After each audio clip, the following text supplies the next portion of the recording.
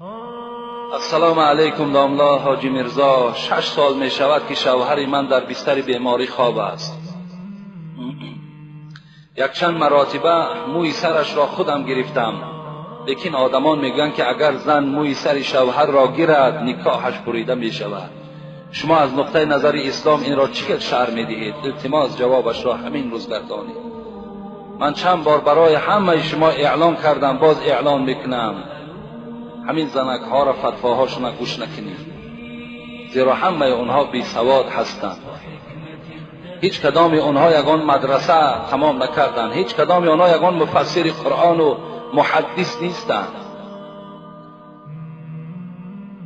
از این خاطر این زنی که موی سر شوهر می تراشد در حالتی که شوهر احتیاج به همین زن دارد، به خدا قسم در هر یک تار موی او تو 10 حسنات میگیری، در هر یک تار موی او. این احترام شوهر از همه بالاست. نکاح بریده نمی شود. پیغمبر خدا میگویند اذا غسلت المرأة ثياب زوجها كتب الله لها 1000 حسنه و غفر لها 1000 خطیئه.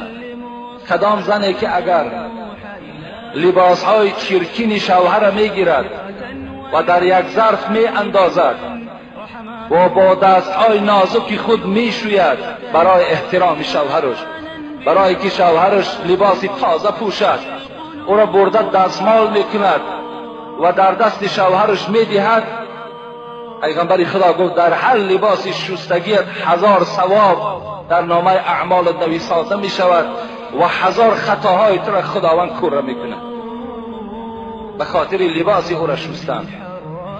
خوش به حال همون زنی که در این خیل حالت مونیس همون شوهرش می شود، شوهرش احترام می کند، بدن او را تازه می کند، موی سری او را می گیرد، کدام موی هایی که لازم باشد تازه می کند، بدن او را دائم پاکیزه نگه می دارد، بسترهای او را عوض می کند تا که رفیقان او آمده دیده از جایگاه خواب او حتی که چیکار کنند خرسند شوند که چی زنی مسلمانی داشته است.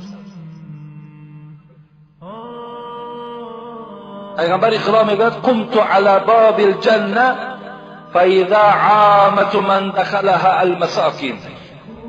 من وقتی که شب معراج نزد در جنت بودم، نگاه کردم در جنت فقط فقیرها و مسکینها در آمده ایستاده، فقط فقیرها و مسکینها را خدا وارد جنت کرده ایستاده است. و کنت علی باب النار، لیکن وقتی که نزد دروازه دوزخ ایستادم، دخلها عامة من النساء، لیکن وقتی دروازه دوزخ را نگاه کردم، هر کسی که داخل می شود دوزخ فقط زنها بودند، اکثریت زنها را در دوزخ دیدیم. به خاطر چی است؟ پیغمبر خدا وقتی روز عید این سخن گفت، زنها گفتن به خاطر چی ای پیغمبر اینقدر زنها وارد دوزخ شدند؟ گفت زیرا شما درشت زبان هستید، زیرا شما به سوی شوهرها زبان درازی میکنین، زیرا شما فرزندهاتان لعنت میگوین، از این خاطر شما وارد دوزخ میشید. فرزندی که برای مادرش تیار از جان شده است، برای مادرش همه دواها را میکند، لیکن همین مادر با چیکار میکند؟ او را هلاک شوی میگوید، لعنتیش میگوید، چی دشنامهای قبیح باور که به فرزندها میدهند. این گونه زنها را پیغمبر خدا گفت اکثریت من در دوزخ دیدم. خوش به حال همون زنی که این گونه معامله ها را نسبت شوهرشان میکنند. خوش به حالتان، باور کنین ان شاء الله شما جنت را خریدید. رضا الزوج هو رضا الله.